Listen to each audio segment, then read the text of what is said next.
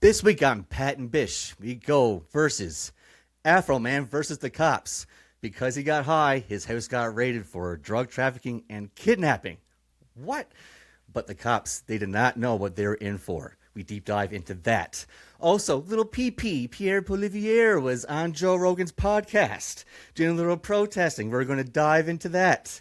We're going to talk more about our Winter Shorts Challenge for colon cancer, and we are going to go versus Justin Timberlake, his DUI video, wrestling, and so much more. All this on Versus Everything.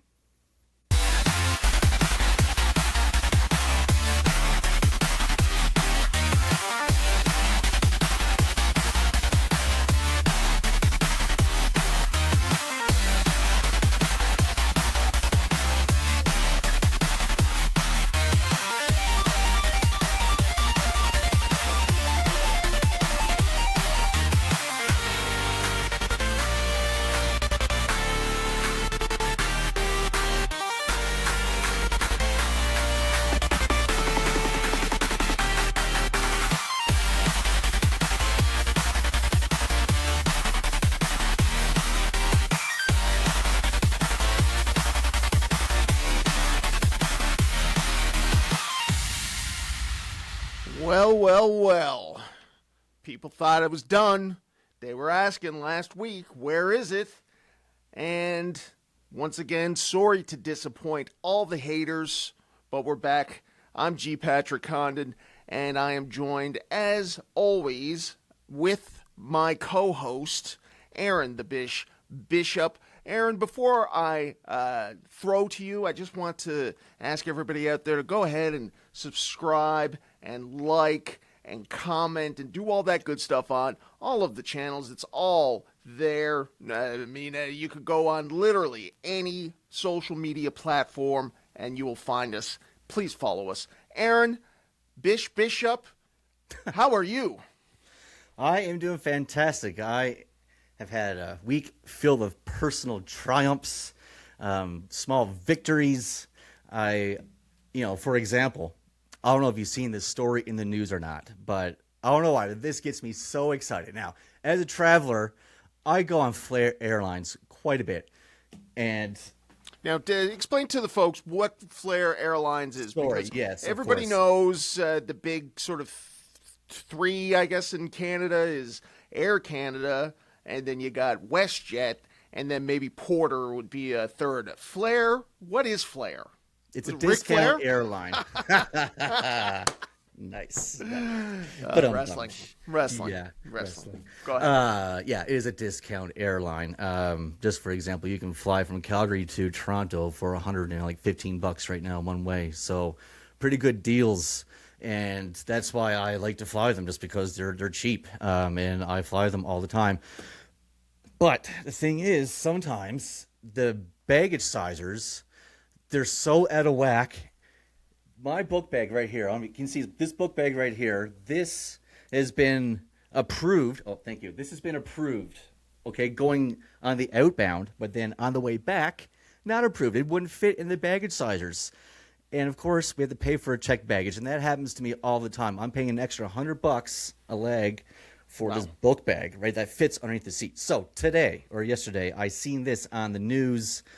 I could not be any happier. There's a guy just like me. He travels with Flair all the time, and he got his suitcase customized. Let's just take a look. Airlines will start reviewing its baggage sizers at airports across the country in response to a CTV News Edmonton investigation. A local man had a piece of luggage custom built to Flair's online specifications, only to discover it didn't fit. As CTV's Connor Hogg reports, he's now considering a class action lawsuit. As travelers rush to catch their flights at YEG, most have made sure their carry-ons and personal items are the right size. I measure it before, before I carry it. I wanted to, You have to carry on my bag, but it was just too much. So kind of stood there for 5-10 minutes, just holding up the line. After several financial hits, one frequent Flair flyer decided to take matters into his own hands. I've flown with flare quite a few times. Yep. And every single time I would go and you put your bag in the sizer there. Yeah. And it just never fits. So Andre Grandin had this custom suitcase built to the exact personal item specifications on Flair's website, with a width slightly less than Flair's published 6 inches. When he tried to take his new bag on a Flair flight, the custom-built briefcase didn't fit. The sizer, turns out, is about an eighth smaller than what it's listed as. The dimensions that are given on your boarding pass. You'll see on any given day dozens of customers and people at the gate saying, getting this extra charge, this last minute fee that you're not aware of. Yep. And, here, put it in that sizer. Oh, it doesn't fit in there. You got to pay. In response, Flair told CTV Today, "Our baggage sizers are designed to match the dimensions outlined in our policy. However, in this instance, the experience fell short of our standard." Yes. AKA they got caught. Yes. They got caught. So, what's this Patriot's name again? Sorry, I just closed it. Andrew someone. Cool. Well, I mean, if I were you, I would look him up, because if he's going to do a class action lawsuit, that's for everybody that has ever. Absolutely. That's ever another reason why I'm been going to bring screwed this up. Anybody who has had this problem with Flair, join me. I want to get together with this guy. I want to get a group together. Let's get a big-ass lawsuit and sue the fuck out of Flair. Let's do this. Now, I'm sorry if I missed this. So the deal is when you leave where? Red Deer, it's fine, but you fly back from Edmonton? I leave at Edmonton or Calgary. Yeah. It was fine. And then coming back from Toronto or whatever. Yeah. Yeah. Yeah, well, I mean, the airlines, they're constantly in trouble. The Calgary one's bad too, actually, to tell you the truth. I do remember a time that I was trying to actually squeeze the book bag into the thing as tight as I could into the Calgary one. I managed to do it, but I had to take stuff out of my book bag. It's a book bag. It shouldn't be that much of a problem, even when it's full, right? But is there somebody from Flair watching you as you're doing it? Because I never used the thing. Oh, so they know to look at for people as they are measuring their bags. Yeah. They see a carry-on there, and there's any bit suspicious at all, they're like, go measure it. And then if it doesn't fit comfortably, like it doesn't slide in comfortably, you're going to be charged $100 each leg. That's outrageous. Nuts. And then you bring on the plane, and it fits like tenfold under the seat. So, yeah. It's just awful business practices by these shysters. Anyway, so I mean, I'm not surprised. It's not surprising to hear that this is happening. But it's almost like, why would they even leave themselves open for such a lawsuit when they can? They've been just sort of, all airlines have been just bleeding everybody dry for any particular reason that they're flying anyways. Mm-hmm. The baggage carry-ons, you used to be able to carry on a bag and a backpack, right? Yep. But now you can't do that. It's just one. If it's a backpack, then it's a backpack. If you want to carry like a smaller thing, no dice. Yeah, it's absolutely crazy. So I'm glad this guy is taking initiative, and let's hop on the bandwagon. Let's get rich. It's good. I'm glad to hear that things are going to be financially beneficial for you in this, and you couldn't take it from a better group of people. Absolutely. So, Aaron, in terms of taking things from a group of people, every time that I start this show, I go, I don't really need to worry about doing these segues because it doesn't matter. You just go from one thing to the next. And then I always try to do a segue anyways. Anyways, what I'm talking about is what are we starting off with? We are starting off with the Winter Shorts Challenge, I believe. Is that right? Or no, Poliev, is it? What did we say? No, we're going to do Winter Shorts. Winter Shorts Challenge. So let's we'll just do the little Winter Shorts Challenge thing here just to get everybody knows what's going on. Here we go.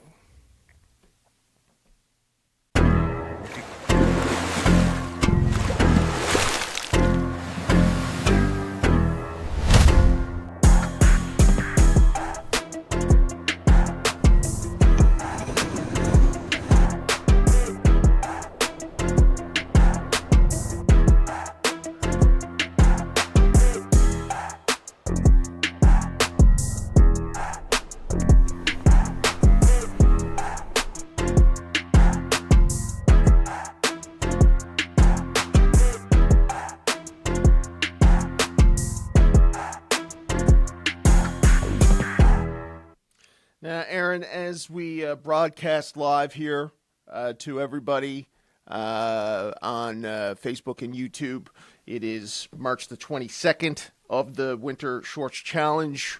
We are in single digits left. I don't know what the weather's been like up there, but in Newfoundland, it's been a heck of a month. And during this month, as the teaser video certainly showed, we wear shorts, and we do it so that people say, "Hey, why are you wearing shorts in March?" And you go, "Well, it's for colon cancer awareness, of course." And like I said from the beginning, this isn't really about raising money, because colon cancer is one of the few cancers that they really kind of got it figured out. It's pretty well figured out. It's not like looking for a cure. If it's caught in time, it is very curable. But if it's not caught in time, it is an excruciating, painful death that you wouldn't wish on your worst enemy. And so one of the ways that we are trying, or one of the ways that you can get at home tested for this, is a colonoscopy. And colonoscopy it is a very invasive procedure, but it's not that bad, all things considered. And so at first we were trying to get people to sign up to say that they would go and get a colonoscopy in the next year, or we would kill them if they didn't. And so that was okay for about a week or so, and then I get contacted by a health person within the healthcare sector that says, "You know what, we appreciate the thought behind this, but it's the system really, I mean, there's thousands of people on a waiting list for colonoscopy now. They cannot handle a bunch of people asking to get tested out again." Pardon me. And so that's Michael the cat. And so I said, okay, well, you know what? There's another way, an even more convenient, less invasive way to get tested. And that is a FIT test. Now, a FIT test is a home fecal kit, examination, collection, whatever you have. And so, I says, okay, well, we'll just get people to sign up and request these things, because as you may know, as you may not know, those of you at home, if you are the colon cancer is the most deadliest cancer for people under 50 in the United States, and in Canada it is steadily rising, especially if you're under 40. But here is the deal. I wrote up these people with the government, and I says, hey, can I get one of these exams? And the response that I get back from them, disgusting. Thank you for contacting us, blah, blah, blah. This is a program that is only for people 50 to 74 years of age, and then a bunch of other stuff. So there is no way for a person to be able to get tested in Newfoundland and Labrador for potential colonoscopy or colon cancer unless they're 50 years of age or they get referred to by a doctor. So I couldn't order the FIT kit test. So we'll just leave that there. I mean, this whole, I got to be honest, this year, the second annual Winter Shorts Challenge. It's literally a shit show. It's been a disaster the entire time. I got hurt when I was sliding. Then my uncle passed away from colon-related cancers. And then I got told to stop getting people to get colonoscopies, and then they wouldn't send me a FIT test. And so what I did, because I'm still trying here, I said, okay, well, I'll just put together a video. Put together a video that just shows you at home the simple way of doing a FIT test, because it's like there are a couple of steps, but it's not that bad, and it's not like, I mean, when I first heard about it, I thought you basically shit in a cup and then send it out to the doctor or something like that. It's not like that at all. Justin in the chat has a legitimate question. He asks, can't they test with a blood sample? So you can get an initial. So this is what my experience is. If you get your blood work done and a doctor notices that you have if you have more or less red blood cells than normal, it could indicate that you have a tearing in your colon. And so from there, you can get referred to get a colonoscopy. My experience with that was an 18-month process. So actually, it took a year because the doctor will monitor your blood for a year to see if your blood cell counts, red blood cell counts, rises. Prescribes. Well, yeah, exactly. They'll prescribe you some iron pills, and they will see if it mends itself. And so then after he sees, or she, because women, my doctor right now is a woman, okay? So I don't want to hear anything about this. He or she, your doctor, can then say, in Newfoundland, we want to get this guy or girl a colonoscopy. And then it's a waiting game. And so mine was marked urgent, and it was in December of 2023 that it was marked urgent. And then my colonoscopy was performed with great delicacy in April of 2025. And it was only after I did this Winter Shorts Challenge that somebody within the health service center decided that it might be a good idea to get me in there. So they wanted to shut me up. But here we are doing year 2. Anyways, thank you for that question, Justin. But yes, you can get initial blood work done. My understanding, you get initial blood work done, but I can't tell you whether or not it's actually like a cancerous problem within your colon. Very good. Anything else? I'm seeing that there's a lot of. Are you able to bring the chats up on screen? I'm not. Bish? I was trying. No, I can't. I'm not a host, unfortunately. You are. You're a co-host. Oh, well, not according to Riverside. Gotcha. Yeah. And okay, gotcha. All right. So, anyways, thank you. So I decided that after this disastrous month, the only thing that's getting me through this is knowing that you're going through this with me, Bish. If it wasn't for you, I don't know that I would still be doing this Winter Shorts Challenge, but I have been. And so I thought, you know what? I had a lot on the go last week, which we could touch upon, but I was staging a protest, and which is very high stress. I was being attacked online for doing this protest very violently and vigorously. I was bum rushed by the ludicrous left here in Newfoundland and Labrador. And so I still managed to make some time to do this fit kit demonstration. And basically, what started off as me just using something that was going to be like chocolate pudding and going through the steps, things got mixed up, and I basically ingested some toxic material that I don't really want to get into the specifics of it, but it took me out for the better part of a week, and you saw the photo online. So just another thing that's wrong. But so I obviously have not released the video. That was one of the videos I did not release last week. Are you releasing the video right now? Are you No. I'll never. No. That video can never see the light of day. So I was like I said, I was making other videos. I was doing this counter protest. I was sure hundreds of people were going to show up, and then I had to cancel it. I had to cancel the counter protest, and then of course everybody was calling me a coward and saying that I was basically making up some fake illness to not have to go through with doing a counter protest against the NDP hopeful leader Avi Lewis. So I just want to show the video that I made about Avi Lewis last week that really got me a lot of hate by the radical left. Can't hear it. Is there volume? I don't think that there's any music on this one. Okay.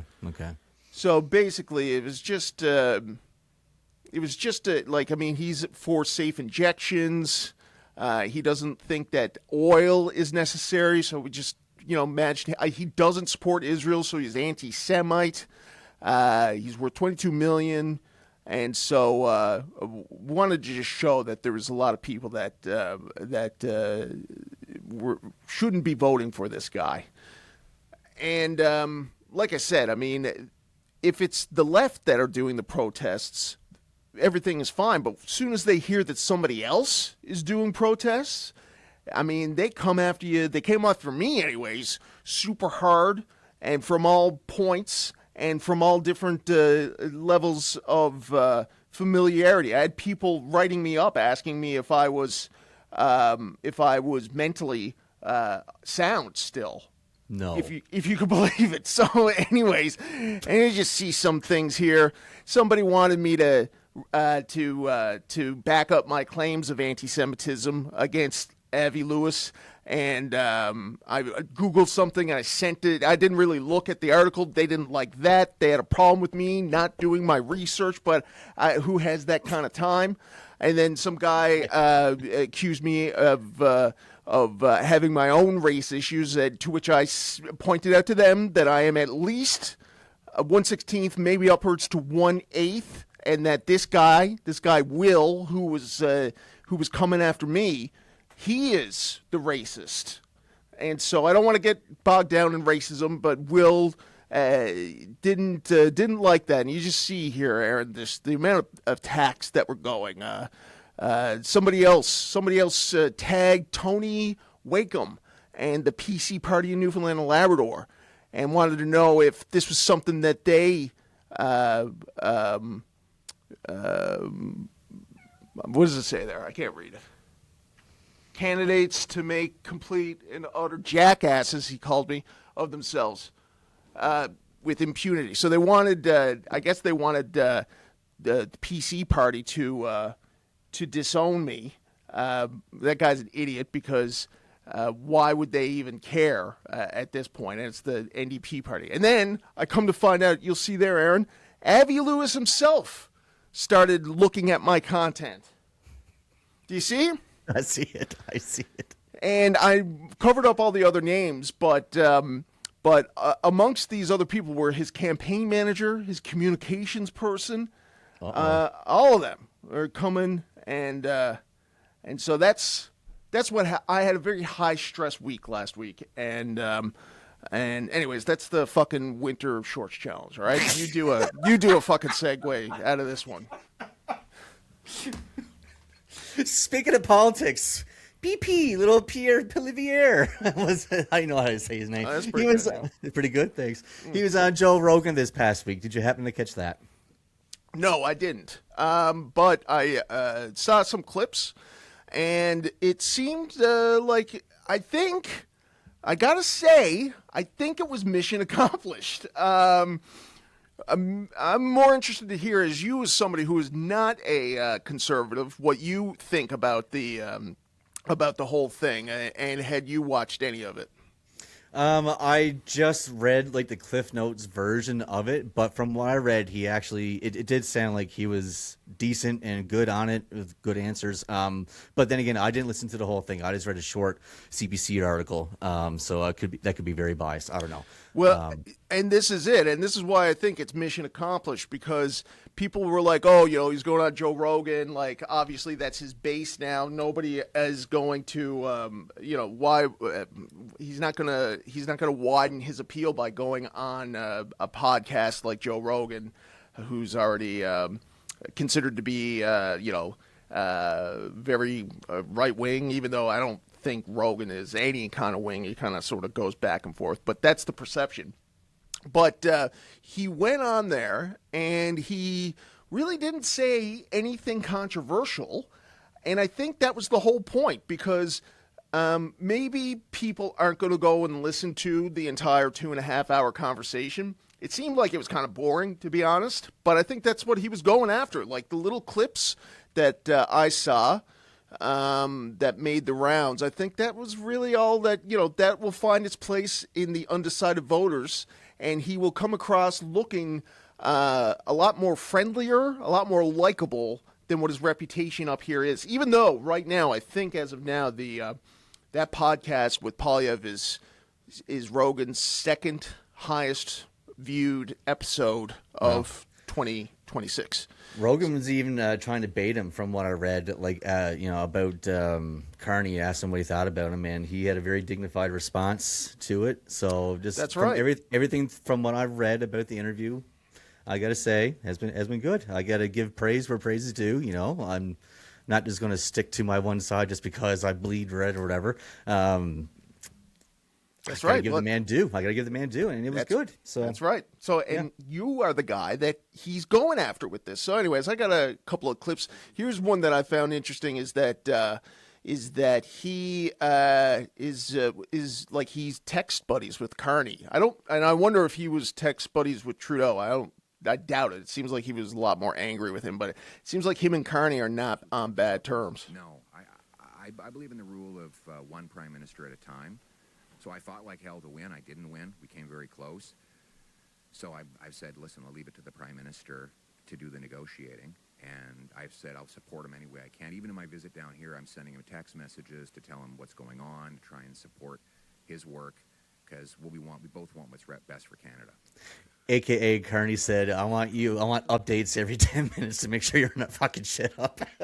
Yeah, well, maybe. I don't know. I mean, Carney who knows what time zone Carney is in himself at this point. Fair enough. Yeah, Fair enough. so I don't know. But good for PP doing a good show and, just doing good. He's doing good, so good for PP. Justin is talking to us in the chat there again. Sorry. I'm Albertan. I bleed blue. Oil and gas has been very good to my family. Fuck the left. I'm not sorry. Stay the course and stay true to yourself. And then, according to the podcast, it was gold, and he refused to talk shit about Carney on foreign soil. So, yeah, good stuff. Yeah, cool. Yeah, exactly. And I agree. So I thought this was a different Justin. So this is a Justin from Alberta. Great. So and he, speaking of Alberta, he kind of like was able to negotiate any kind of separatist talk. Like he really got away. I don't want to say got away, but he was prepared of how to get through all of this without making any fumbles, because the media would have been all over him for any misspoken, and he didn't do anything. So all they have really are these kind of mundane clips, or like, another one that was interesting that I have here is his take on the 51st state stuff, which really he was very polite in this clip, which I wouldn't have been if I was Poliev, because the 51st state rhetoric is what cost him the election. Right. Trump cost him the election. There's no way around it. So there's a narrative in America, and the narrative is that you were about to win and your party was about to win, but then Trump came along and said he was going to turn Canada into the 51st state, and everybody went crazy. Is that accurate? I wouldn't say they went crazy. I mean, they got very upset. They should be upset, though. I mean, it's a crazy thing to say. It is a crazy thing to say. Canada's not for sale. We're never going to be the 51st state. We love Americans as neighbors and friends, but we want to be uniquely, and we want to be sovereign as Canadians. It's our country. It's where we grow up. You're a patriot as an American. I'm a patriot as a Canadian. It's where my grandfather arrived. It's where our collective ancestors put on military uniforms and sailed to fight wars. It's where our grandkids are going to live. We're very proudly Canadian. So we're never going to be the 51st state. And I just wish he'd knock that shit off. Talking about the things that we can do as two separate countries that are actually friends. Did that really have that much of an effect up there? Like, did people take him seriously?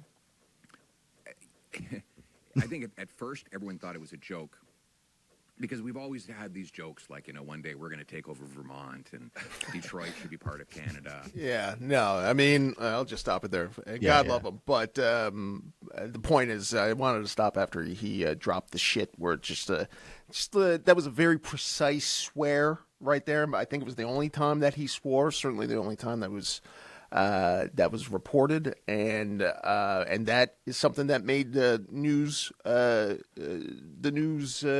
reels and sharing and stuff on X. So pretty good overall. And one thing to button it all up with is that my boy Steve Outhouse, who is Poliev's current campaign, I don't know if he's manager or what his title is, but he's the guy with Pierre. He did the Newfoundland election, and so I got to know him pretty good. And despite himself, I think he likes me, Steve Outhouse. And Outhouse said today that there was no middleman in all this. George St. Pierre got to Rogan and asked him, I don't know, if he'd be cool if Pierre got in touch with him, and the two of them arranged this whole thing by themselves. There was no team or anything. So just a nice, interesting little tidbit about how all that came together. So, Aaron, are you any closer to voting for Team Blue when the next election comes? I've gained a little bit more respect for him, that's for sure. And yeah, if policies end up aligning more in the future, yeah, absolutely. I'm not committed just to one party just because. Never have been, never will be. I have voted blue in the past. I've voted NDP in the past, and I've voted Liberal. So it just depends on where everybody aligns with my own personal values at the time. And buddy, you are the most important type of voter, and certainly in the upcoming federal election, you are the person that these guys are going to be looking out for the most. And so that's all they were looking for, is just for you to just go like, you know what, maybe you don't even still like him, but you have to, just give him his due. Give him his due. Exactly. Yeah. Exactly. But Mr. Condon, speaking of Americans, Justin Timberlake. All right, so that's a pretty good segue. I was going to go, speaking of losing respect. Speaking of losing respect, that's a very good one too. Justin Timberlake, my goodness, not been a very good couple of years for Mr. JT. Apparently, he's been caught cheating on his wife. His tours, his shows have been absolutely dog shit terrible, only singing maybe 25% of the songs and handing the microphone up to the crowd to sing the rest. Yes. And now getting caught with the DUI, and the body cam footage has been released. Yes. Yes. And so this happened, I don't know how long ago this happened, maybe last summer or something. But he's been fighting the entire time to try and keep this footage from hitting the internet, and was unsuccessful. And I think it's pretty obvious why. I don't know. Have you seen any of the footage yet of this? No, I've been waiting for this. Okay, so I'll just play it, and it's sort of split up into 2 or 3 different things, but it is humiliating. The police officer doesn't know who he is, and Justin Timberlake has no idea how to respond to somebody who doesn't know who he is. So it's good stuff. Here we go. So the reason for the stop. This is the body cam footage, by the way. Keep veering off to the left, and then you're not stopping at the stop signs. Yeah. Sorry about that. Is this your vehicle? Whose vehicle is it? Yeah, it's just a rental. It's a rental? Okay. Do you have any registration with it? Do you know if they can put it in the glove box? Let me check. What are you visiting? Yeah, I'm on tour. What are you doing? I'm on a world tour. A what? A world tour. Doing what? Hard to explain. Hard to explain. So, I mean, right there, it's obvious that he's drunk, I think. Holy fuck, yeah. You can't just say I'm a singer or like I'm a musician. It's so funny.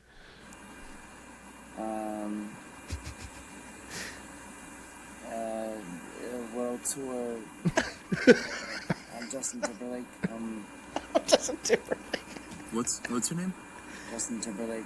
You are Justin Timberlake? Yeah. You have a license with you? Oh, this is brutal. Yeah. With you? Yeah, I do.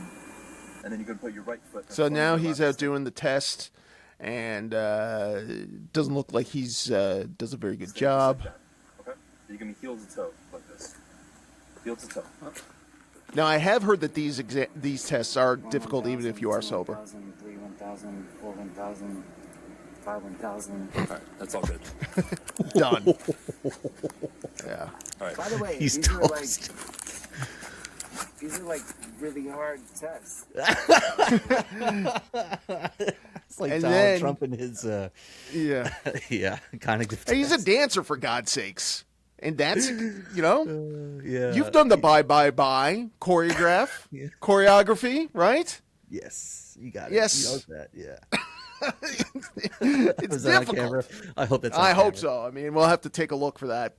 And then the real sort of piece de resistance is, I guess, I assume whoever was driving with him is some sort of manager or some sort of, I don't know, somebody on his team. And she really grovels here and tries to play the fame card, and it gets really cringy here.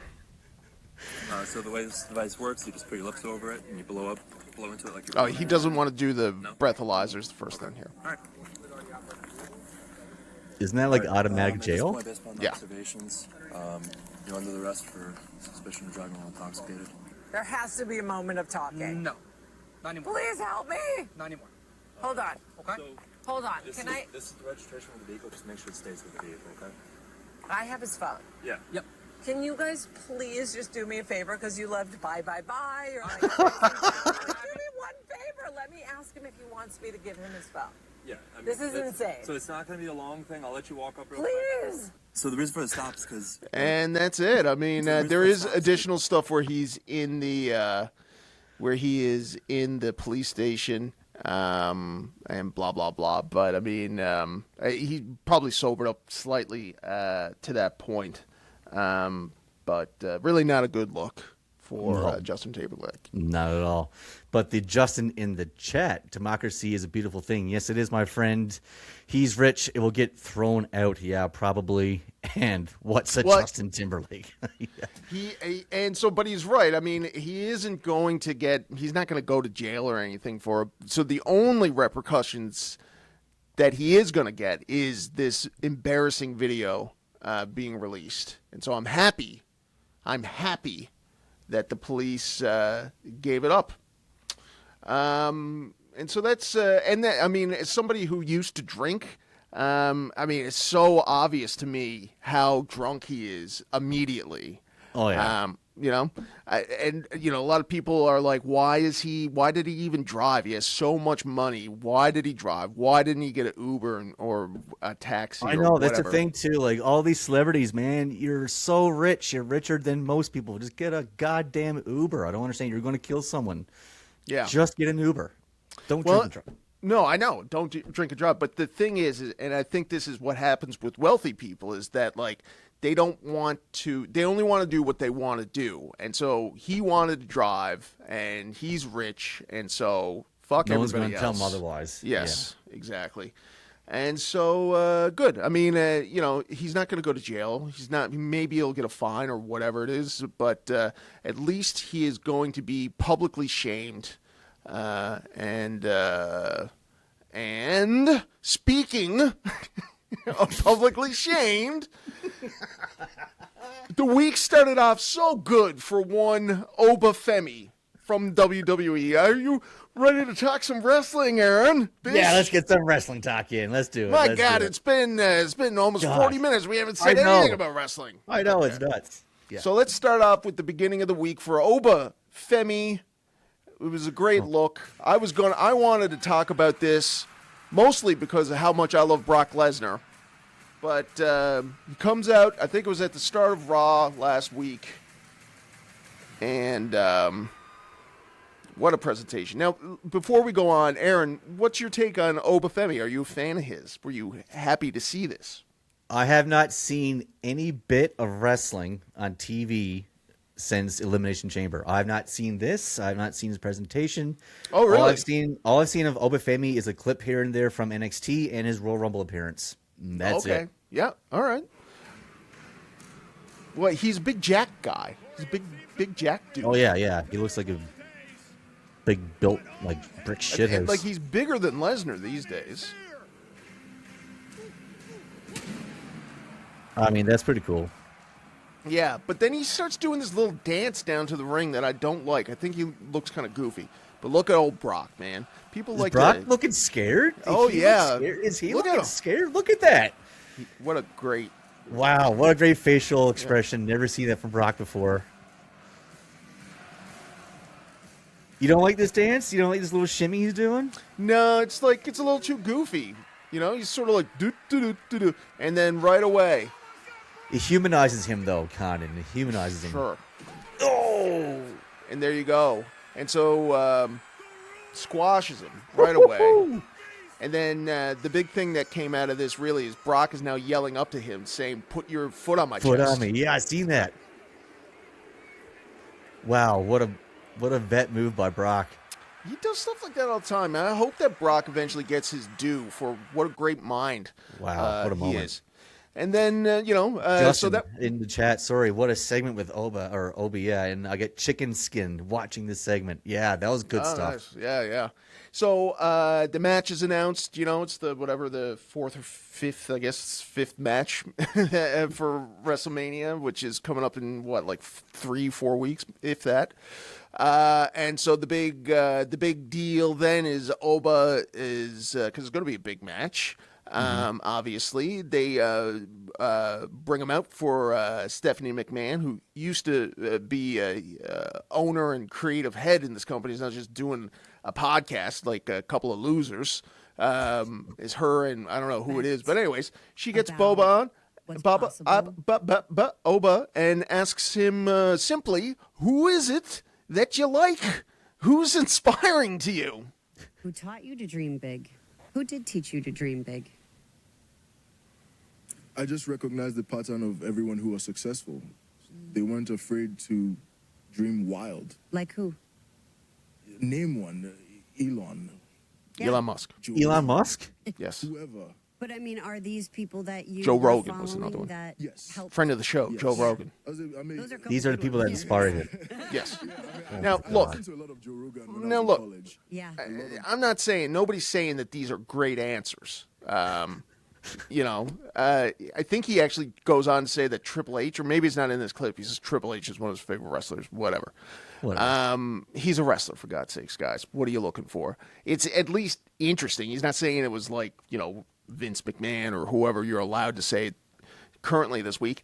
And then, Aaron, it's as if the internet collectively got together and just lost their shit about it. And the man that they loved on Monday by this weekend was poison to them, at least online, because wrestling fans are just so crazy online. So this is him as fans accuse Obafemi of MAGA alignment after naming Joe Rogan and Elon Musk as his influence. So he doesn't even say anything, I don't think, in this podcast about voting for Trump. But this is where the leaps are, and this is what, if you love Obafemi, do not listen to that McMahon podcast. Yikes. I mean, listen, the hypocrisy is absolutely mind-blowing. But yeah, keep going for a minute. Here's another one.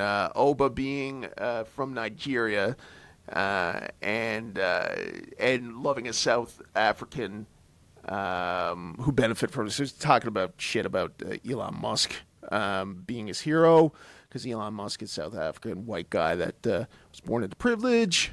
The more Oba talks, the more people will be disappointed with him. Yeah. Listen. Do you have any more of these, or?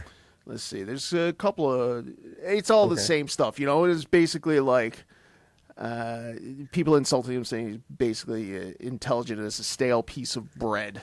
Listen, okay, fair enough. Okay, everybody's entitled to their opinion, whatever. But how can you be insulting the man like that when you're watching the WWE and you're paying money for their merchandise, for their product, going to the shows or whatever, when the WWE are up Trump's ass so far. Like, it's crazy. Like, you get Triple H visiting the White House and doing these fit videos all the time. I mean, of course, you got Stephanie McMahon, or not Stephanie, but Linda McMahon gutting the education department, all that stuff. So how can you, as a fan, shit on Obafemi and then still watch the product, which, you know, it doesn't make any sense to me. It's hypocrisy at the highest level. Wrestling fans, IWC, shut the fuck up. Get There you go.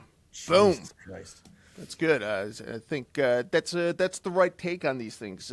Because none of these guys, I mean, they'll insult him and they're still going to watch the product. And the reason why WWE doesn't need to change in terms of its creative or its political backings or its the prices of everything is because these marks will keep on buying and they will buy as much as possible. Do you know that you can WrestleMania weekend go on a bus tour around Vegas with Cody Rhodes for $10,000 a person? Yeah, and it's going to sell out. Like, it's so dumb. It's so dumb, and that's, I mean, that's basically the business model. Is like, we only need, you know, we don't need to be the biggest thing on planet Earth. We need, let's say, like 100,000 people that will buy as much stuff as we put out, and we can make a great profit just by exploiting them. And if people can't afford to go anymore or whatever, then whatever. It's, you know, it's the product. This is not for you guys. This is just for the people who are easily separated from their money. There you go. And there's something else about wrestling these days that I need to get my chest, grind my gears. And here we go. Preach. It's this booking of Cody Rhodes. Cody Rhodes is the biggest bitch on WWE TV from the time that he was going against Roman Reigns. He lost his first match against Roman at WrestleMania 39. It took half the roster, including The Undertaker, Jey Uso, Seth Rollins, and whoever else, to help beat Roman at WrestleMania 40. Yes. And every single year, I mean, John Cena beat the shit out of him last year, took his title. Every year leading up to WrestleMania, we got The Rock kicking the shit out of Cody, making him bleed. We have John Cena kicking the shit out of Cody, making him bleed. This year we have Randy Orton kicking the shit out of Cody and making him bleed. And all the booking in between here and there, all the crying he's done. I mean, they have made Cody Rhodes look like the biggest bitch, seriously, on TV. And now you want me to invest money or invest my time and watch and care about this match at WrestleMania? I mean, they backed themselves into a corner. It sounds like now I haven't watched. Either Randy Orton beats Cody at Mania and wins the title, and Cody looks like even more of a bitch, and he's just like, I don't know, like, where is he? He just, you know, he's buried. Or what? They turn Cody heel at Mania to counteract Randy Orton. I don't know. It doesn't make any fucking sense at all. It sounds like what's happening with Orton now, and I haven't seen SmackDown, but I know that Orton did a segment. It sounds like it's sort of going like a Becky Lynch heel turn here, where people are loving what Orton is doing. They love his persona now that he's a bad guy, and so he's going to get cheered over Cody Rhodes. Right. So now what do they do? Do they turn Cody heel? Do they turn... I don't know. They have to do something with Cody at Mania. Either he loses and he's totally done, like, he's got no credibility left. He's lost against Orton. He's lost against Cena. You know, like, who cares about Cody Rhodes? He can't do anything. He can't beat anybody. Yeah. I don't know, man. It doesn't look very good. Mania's not looking very great. In that regard. CM Punk versus Roman Reigns, yeah.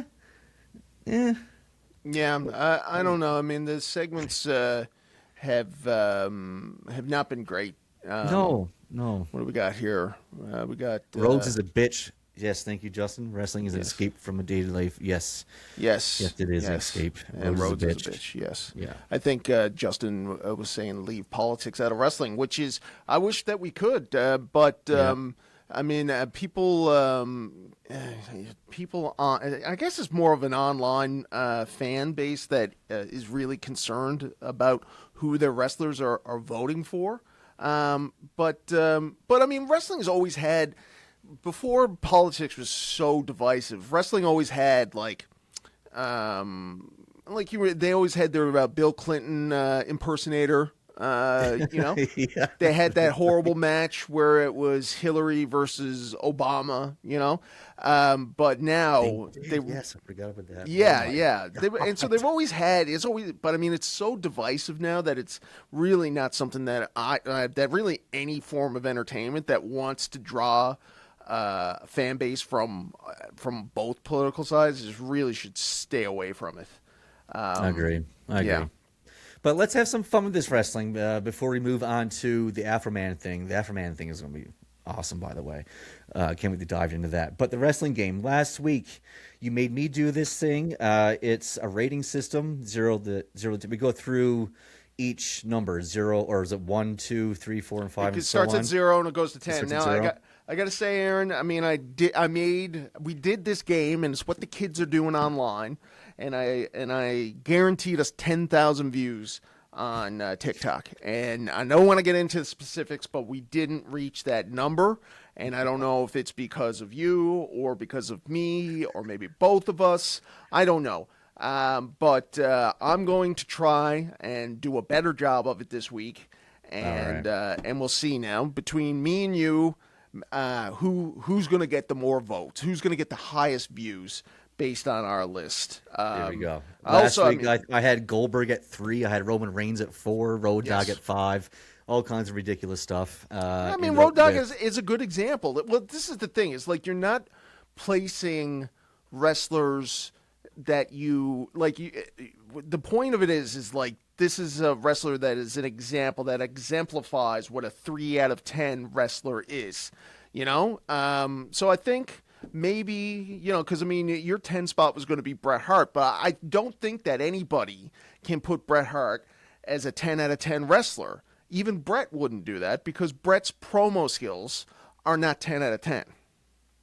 1997 Bret Hart promo skills. Yeah. But there was a moment in time. But anyways, exactly. Let's go, and I look forward to you to any hot takes that you want to absolutely to discuss with. We'll try and anybody both watching, please leave it in the comments as we go along. Play along.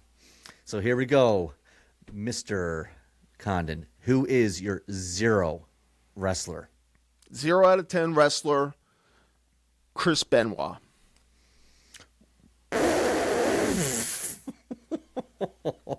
Do you disagree? Okay. I mean, if we're just going wrestling wise, yeah. No, we're not though. We're not just going wrestling wise. This is all elements of the person. And so I think it doesn't matter how great Chris Benoit's German suplexes and head dives are and the intensity that he does it with. And I don't know if you know this, and I hate to bring it up, but he murdered his family and then killed himself. So I guess that gets him a 0. He gets a 0. In my books, anyways, that makes him a real asshole. And so 0 out of 10 for me on Chris Benoit. All right, sir. How about your 1 out of 10? 1 out of 10. So this is a wrestler that is really bad, but did not murder his family. And that to me is Mabel. Mabel. Yeah, I don't think Mabel ever had a good match. I don't think he ever did anything to deserve a spot other than he was a big man. And then when he did get his spot, he hurt people by accident. He didn't really know how to cut a promo very well. Never worked a good match. Not much charisma. 0 charisma. So he's my 1 out of 10. All right. How about number 2? Number 2, 2 out of 10, Brutus Beefcake. Specifically, Beefcake, yes. He's had many different gimmicks, but the Brutus one, not a great wrestler, not a great speaker, only got to where he is because of his friendships and his politics with people behind the scenes. But you cannot deny that when wrestling was scorching hot, him and his gimmick with the barber gimmick did have a bit of heat behind it. Okie dokie. Justin in the chat saying 0 for Benoit. That's harsh. What he did was shitty and so wrong, but he was a great wrestler. I mean, it's brave of Justin to be able to say that. I think you would want to say the same thing, Aaron, but you don't want to get canceled. Oh my goodness! And yes, my shirt budget is off the rails. We'll talk about that. We'll talk about that a little bit later after this. Number 3 for you, Conan. Who's on your list? Is 3 out of 10. 3 out of 10 is Big Papa Pump's Scott Steiner. Ooh, good one. Good one. I like that. Yeah. He's done promos that are remembered, but they're remembered ironically, not because he was good. And I mean, when he got brought back during the Reign of Terror against Triple H, the matches he had with him were sloppy, and his promos were crazy. Great look, but bad wrestler, not creative, and loose cannon, it seems like. So not much to say about Big Papa Pump. Did you know that they were considering bringing Big Papa Pump Scott Steiner in to the WWF in 1993, not as a tag team with his brother, but to come in and win the Royal Rumble in his debut and face Bret the Hitman Hart for the WWF Championship? Wow. No, I didn't know that. That's interesting. That's legit. That's legit, and they nixed it last minute and went with the Yoko.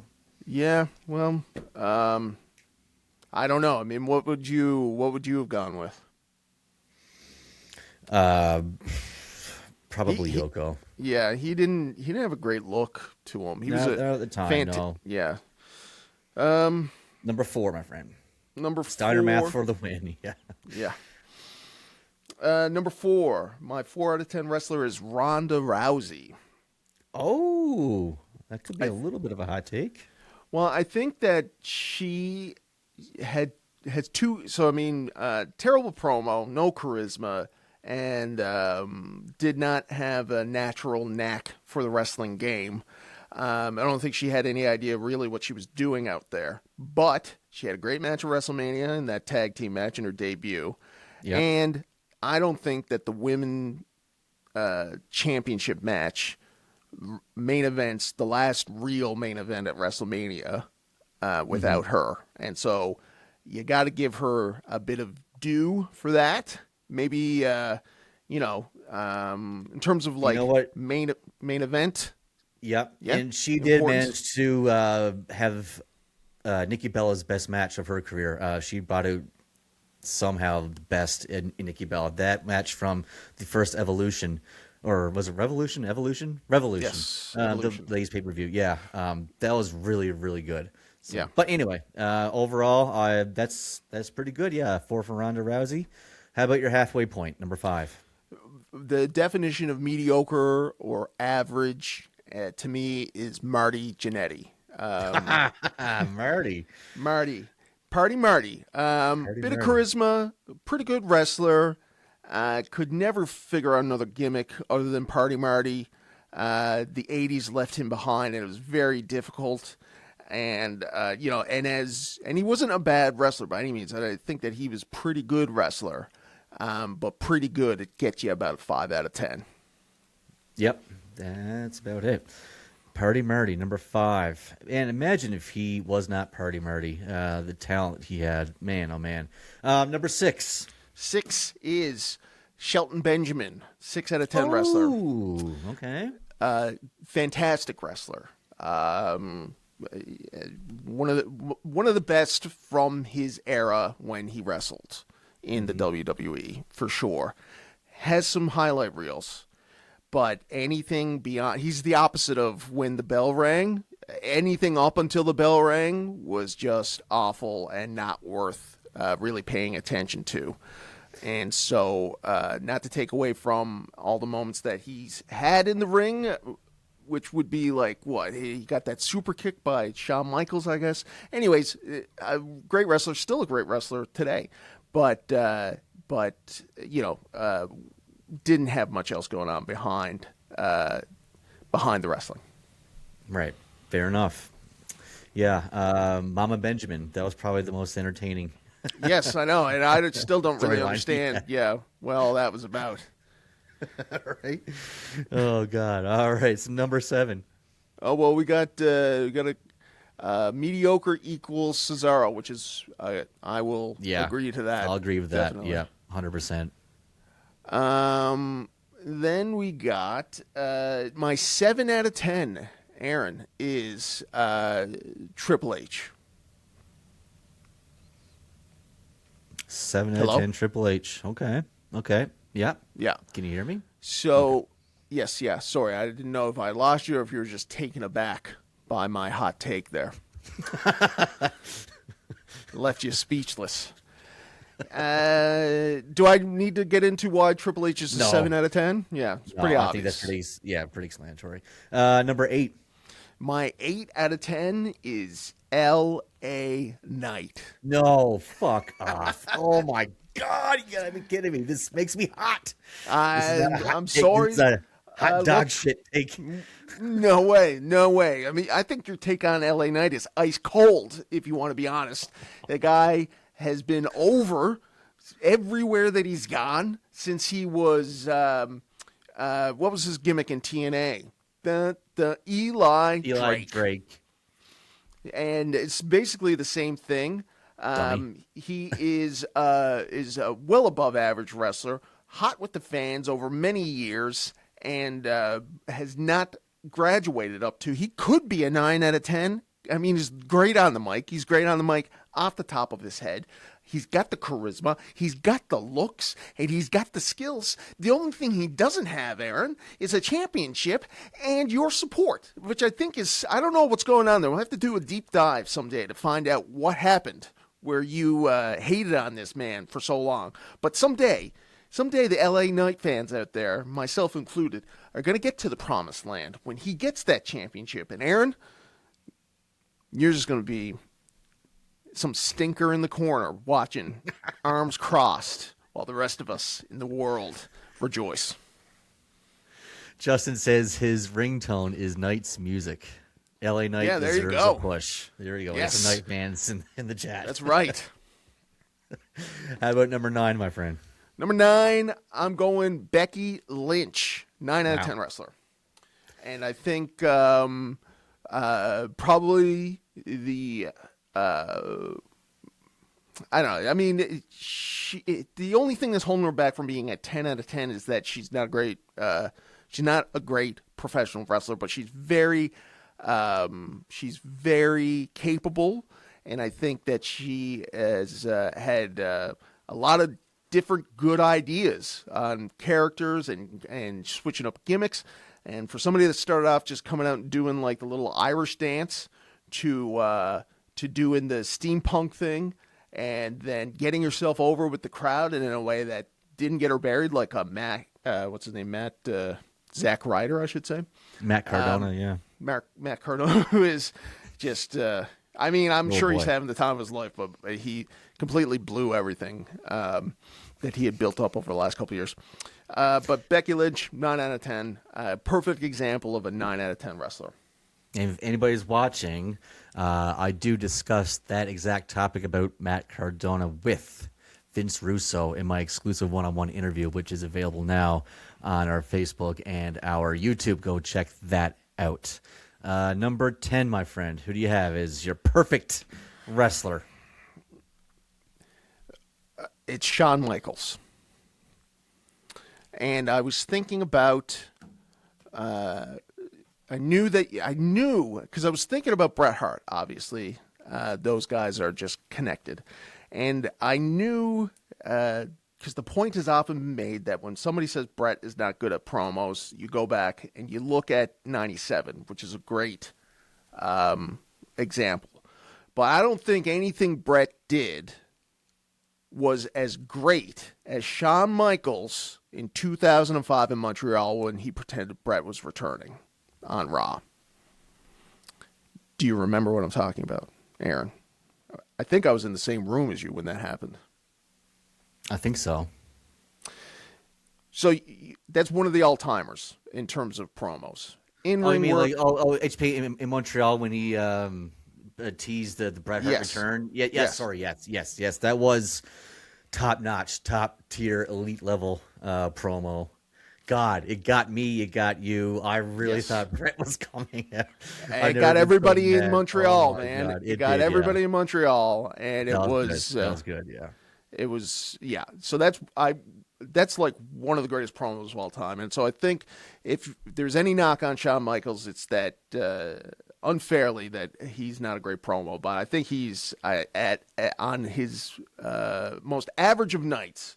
He's great. His stuff when he switched it up with DX was great.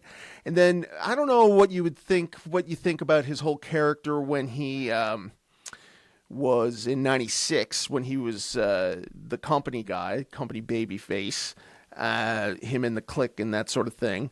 But his babyface runs in his second time around were a lot better, and I think that he was able to sort of work his character into giving good babyface promos too. I also think that like his switch from the Rocker to the Heartbreaker, the Heartbreak Kid boy toy, is such an iconic character that has been emulated and imitated by people like Dolph Ziggler, who has almost all of it. Maybe you would even give Dolph Ziggler a 7 out of 10, or maybe an 8, maybe, because he is a world champion, but he is still miles away from being Shawn Michaels, and I think that's why Shawn Michaels is a 10 out of 10. There you go. Justin saying, name a better faction than the 97 Heart Foundation. I'll wait. You'll be waiting for a long time. You'll be waiting for a long time, my friend, because there is no better. That's right. And yeah, that was a total heel move in Montreal. I thought Brett was coming back. Yeah. Just good stuff. Yes. Good stuff. Good. So, Benoit, Mabel, Beefcake, Steiner, Rousey, Jannetty, Benjamin, Triple H, LA Knight, Becky Lynch, and HBK. Your 10. Great job, my friend. Thank you. Now, did you think I was going to say like Razor Ramon or Scott Hall is a 10 out of 10 or something like that? No, but I'm surprised he's not on the list. No, well, I didn't want to include him in such a harsh list. He goes above and beyond for me. He's beyond a 10 out of 10, even though I'd probably put him at a 7. But I didn't want you to think about that. All right. Fair enough. Before we do move on from wrestling stuff, Justin has been mentioning my T-shirt budget like mad in the chat. Thank you, my friend. I don't know if I told you or not, but I have a gimmick now as a ring announcer when I'm doing my sunglasses shows. No, not the sunglasses. I actually change my T-shirt between every single match now. Oh wow! yeah. I go around. I buy all the T-shirts from the wrestlers at the show beforehand, and every match I'm putting the face. I'm wearing the T-shirt of the face in the match. So I announce them. Run back to the back. I switch my shirts, change run for every single one. The wrestlers have noticed it. They all appreciate it. And people in the audience are saying, "What's your T-shirt budget?" and all that stuff. So I'm very glad Justin is bringing that out. Thank you, Justin. Yeah, that's good. I mean, that's a very smart move, Bish, for a variety of reasons. It's a good gimmick, and it certainly, I'm sure, gets you over with the boys in the back. Definitely does. But that's our wrestling talk for the week. On to the main event. The main event is this story with Afro Man. Oh my goodness gracious. Do you want me to go ahead and start the story while you're getting prepared over there? Yeah, sure. Please go ahead. Sure. Tell us who Afro Man is and why he's in the news. In case you don't know who Afro Man is, he is a famous rapper with hits such as "Because I Got High." That's about it. Yeah, that's about it. That's the only one I really know. But that's all he needs. It's all he needs. It's all he needs. He's made a living off that one song until this happens. So, police, okay? There's a police raid on Afro Man's house, and they have a warrant for drug trafficking and kidnapping. So they go through the house, and obviously they find nothing. There's no evidence of anything anywhere. They started to disconnect the home surveillance video system, claiming they were going to bring it with them, but they just left it there. So Afro Man has all the video of them coming to the house. They burst down the front door. They caused $20,000 worth of damages. They took $5,000 from the home, and when it was returned afterwards, $400 was missing. The police say that it was miscounted originally. Yeah. But because of all this, because Afro Man got the video of the people or the cops breaking into his home, he would make music videos with the footage. And he would make such rousing hits such as, "Will you help me repair my door? Mm-hmm. Why are you disconnecting my video camera?" And lemon pound cake, because there was an officer who was enamored with a lemon pound cake. But "Will you help me repair my door" has such riveting lyrics as, "Will you help me repair my door? Have you found what you're looking for? Will you help me repair my door?" Such riveting stuff. He never claimed to be anything. I mean, look, I got heard about this, and I went back and I listened to Because I Got High, probably like many people after all this, and he was never a great lyricist. That's not what Afro Man is all about. He's all about that charisma, okay? And did you see the way that he was dressed up when he went to court, by the way? I did. He was dressed up like an American flag or something. Yeah. So so basically what happened, Aaron, or actually, no, you can clue us up and bring us to why we were in court. Yeah. So because they're in court, because he used the footage, they wanted to sue him for defamation. Defamation. Thank you. That's what we're looking for. Yeah. And all along, while he's making these music videos, Afro Man it was going in public saying that the police officers in question were sexual offenders, that they fucked each other doggy style, and called one of the female officers a lesbian and a condescending cunt, giving her the nickname Lick'em-Low Lisa, and questioned if she had female genitalia.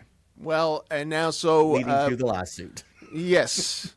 So yes, and the word behind the scenes is that this is pretty embarrassing for other cops, because cops who are public sector workers are not supposed to be affected by this. However, they saw that these videos were getting views. You know, I mean, these are hits compared to everything else that Afro Man has done since Because I Got High. Before the court case started, they were in the millions, and so these greedy town or city police officers decided they wanted to get their piece. And so this is why they sued him, and it was just a real. The court case in and of itself was a real comedy of errors on behalf of these guys. So I want to play first. You mentioned that there was some doggy style sex. It was actually Afro Man who was having doggy style sex with one of the police officers' wives. Okay. And so let's see. What do I got here? Do I have? Oh no. Let's play the. So I guess we'll play the song first.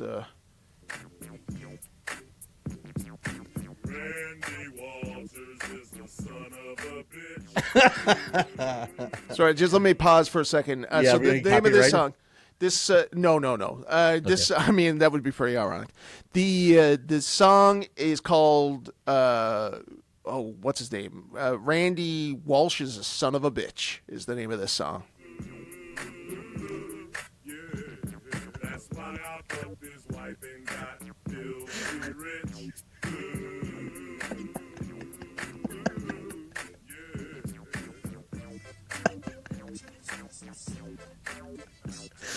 Oh, I love it. I love it so much. That's the pound cake over his shoulder there.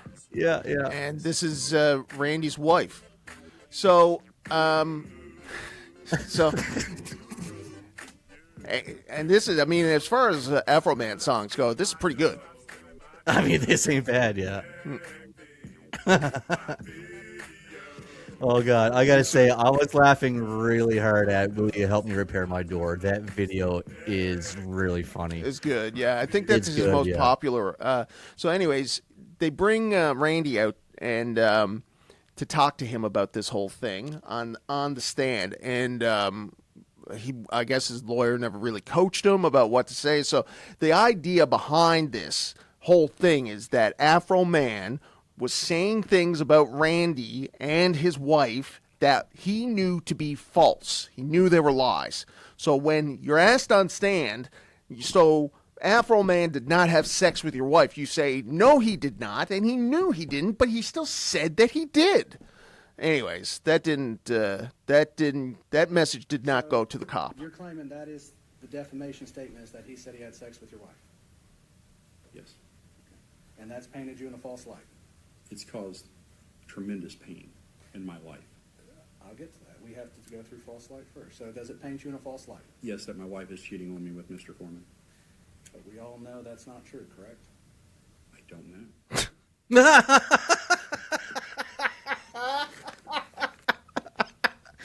Oh my God, what an idiot. Yeah, so I guess like in the heat of the moment, he just switched up and he was like, he couldn't say for sure. And he gets a little bit testy with, I don't know if this is Afro Man's lawyer that's talking to him or if it's his own, but I mean, he comes off like a real R word. I don't know if your wife's cheating on you or not. You want to go there? No, Do you want to go there? I've been with that woman since middle school. I would hope she wouldn't. But you know what? Once somebody puts it out there for their fun and entertainment, it's out there. And it's a problem. So it's something we cannot verify the truth of? Just an Oh my idiot. God, bro. Look at him. Yeah. Oh, you're like a deer in headlights. Yeah, he's putting it together in his head there that he shouldn't have said it like that. And then the other one, and again, just to show just like these miserable cops. This is the lady that... This is the lady, yeah. Yeah, and so what was the name of her video? This is Lick 'em Low Lisa right here. Yes. And so they play the song for her in court, and this is her reaction to it.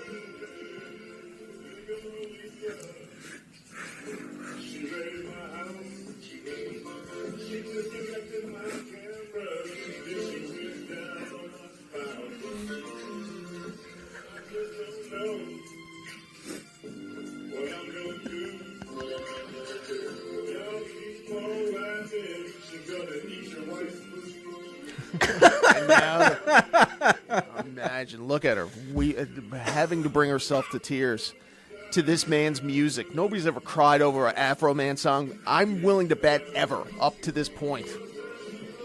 This is actually hilarious. And then they eventually go to Afro Man, who's watching her perform like this. There he is, and he's staring eyes at her in that suit that he wore every day, slowly nodding. And the man has an entire courtroom watching and listening to this just stupid song that he made. And Aaron, I want to talk just briefly about the Streisand effect, which is a South Park thing, which is, I can't remember what the exact thing that happened, but it was like Barbara Streisand didn't want somebody to talk about some property that she had, and as a result of her complaining, it became a way bigger story than it would have been in the first place had she just not said anything. And that's exactly what's happened to this. I mean, I now know that his Randy character is a son of a bitch, and that his wife may have had sex with Afro Man in a doggy-style position, which is very rude.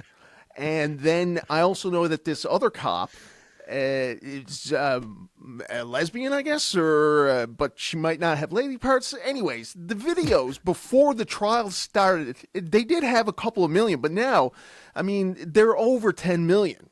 It's over 10 million people. It's been in the news all week, and it just goes to show that, like, that if you go after something for this, it was blatant, selfish and monetary gain reasons, and then go up and start crying performatively. I mean, these people shouldn't even be allowed to be officers anymore, just of how badly they did in this trial. They should have their badges taken away. How can you ever trust them again? But the moral of the story is if somebody is out there goofing on you, you got to let it go. Gotta let it go. But yeah, This is unbelievable. But Justin, saying sweet shades, bro. Thank you very much, my friend. I think that's it for us today, huh, my friend? We're going to wrap it up here and say goodbye. But before we do, Justin, I'll see you April 10th in Innisfail for RCW Adrenaline. That's our next show. Connie, do you have anything coming up? Anything you want to plug before we say goodbye? No, Aaron, just once again to sort of go back to where we started at the top of the show when it comes to the harassment that I've been getting from the radical left in St. John's. I hope now that you guys feel bad about not only what you've done to me, but to my Winter Shorts Challenge, and I trust now that everybody knows I didn't go. I canceled that protest for legitimate reasons, and we'll leave it there. But I can say that I will not be leaving it there in terms of what I am going to do to the radical left in St. John's moving forward. You have an enemy in life now with G. Patrick Condon. And I want to say to everybody else who I love, Aaron, is prepare for the worst, but hope for the best. See you next week, guys. Cheers.